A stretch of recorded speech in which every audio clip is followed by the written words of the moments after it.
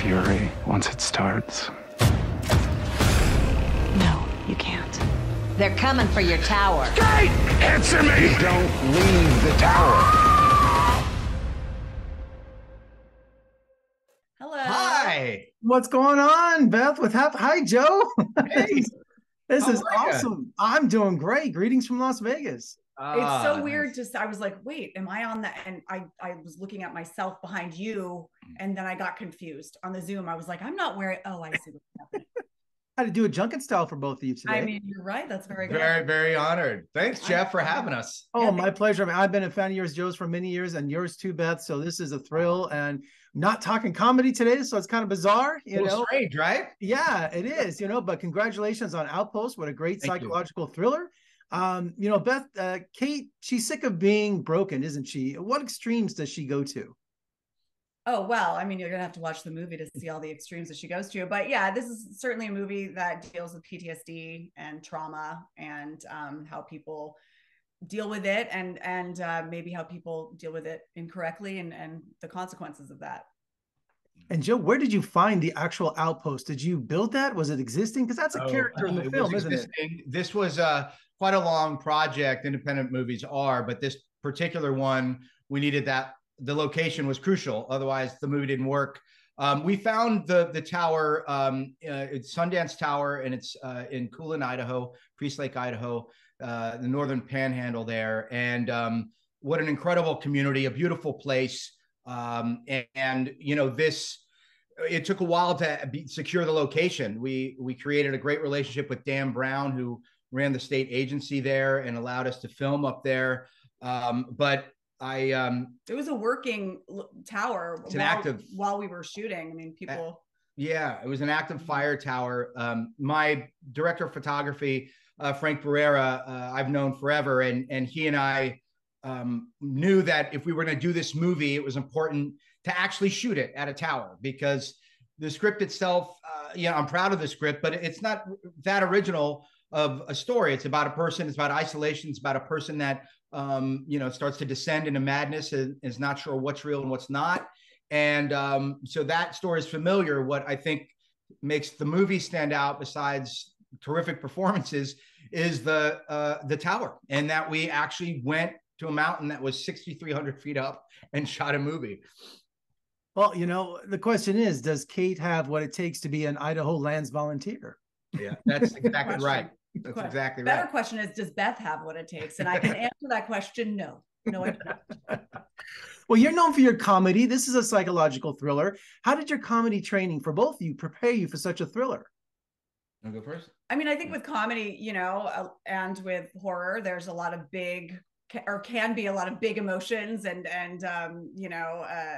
I certainly have played some hysterical characters comedically. So it's just a little tweak, and you can play a more sort of dramatic role. So, I mean, I kind of look at acting all as kind of in the same, I'm not like, oh, I'm doing a comedy, I have to do this, so I think it's just, I don't know, just a tweak for me. For me, it was, they're similar in that they both elicit very immediate reactions, right? Either the beats are going to work for a laugh, or they're going to work for a scare, and you're evoking something immediate and from a person. But all kind of theoretics about the similarities of the genres aside, I think the common denominator is that you're on a set with people that are collaborative, that are professional, that you trust, that you feel safe with. I mean, to be funny or to feel very vulnerable enough to be scared or scream, again, they're very similar. So,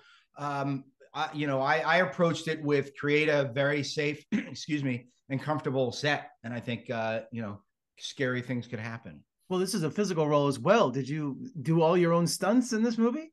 No, there is this awesome stunt coordinator. Mallory Thompson is her name, and she's amazing. She's incredible. Although I did learn how to chop wood and use an axe beforehand. So some of that wood chopping is all my work. And and some of the fight sequences, we worked in tandem, but she was incredible. And the great thing about independent filmmaking is that you find people that are in love with the story and want to tell the story with you. And luckily, and then certain things have to happen during production that is like kismet or work out. One of them was getting Mallory Thompson, who, aside from being an incredible stunt coordinator, also looked very much like Beth. And so she volunteered to also be a stunt double. So we were kind of combining roles there. We couldn't have been luckier. We felt very, very safe up there on that tower with her. So yeah, she was great. Yeah, she was terrific. Because that tower, I mean, it's very high up, yeah, and it goes like this. So I was freaking out just from heights watching you. Yeah, it looked terrifying. It looked terrifying. I was, I couldn't climb that thing. It looked so rickety. It took me a couple of days to get over the height thing, for sure. I was scared at first of the height. Yeah, it showed you used it for your performance. Yeah, exactly. Yeah, you're a method actor. So how did the relationship work between actor and director? Because you guys have a unique relationship. Yeah.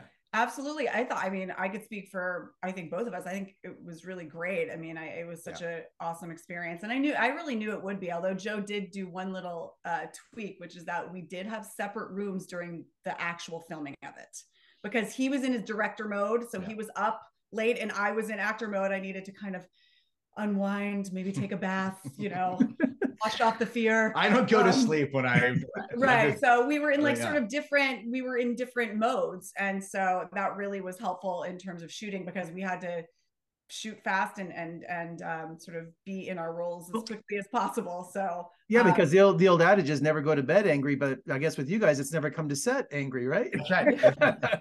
Well, yes, that's exactly right. He really created such a great environment for everyone. I mean, this is an indie film that we're making for, a certain amount of money. So people are really working hard, and it was like a kind of a summer camp feeling sometimes. And we also, Joe was very smart in casting a lot of his friends, both cast and crew. And we just were all in it together. So it was a really good collaborative experience. Dylan Baker and Betty Ann Baker. I mean, Freaks and Geeks, one of my all-time favorite. That was my high school days. I mean, you have such a great supporting cast. They're the best. They're incredible. They are such, they're an adorable couple, one.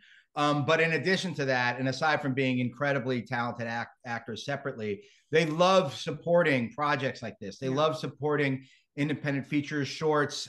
They were so generous with their time and their talents, and even promoting the movie. And it was a true pleasure to work with both of them. And they also genuinely enjoy working with each other, which is so inspiring to watch. I mean, they've been together forever and they've done so many projects together, and they're both individually so fantastic. So and now their movie is finally coming out, but you guys hit the film festival circuit too. What was it like seeing it with an audience for the first time? What was, for a filmmaker?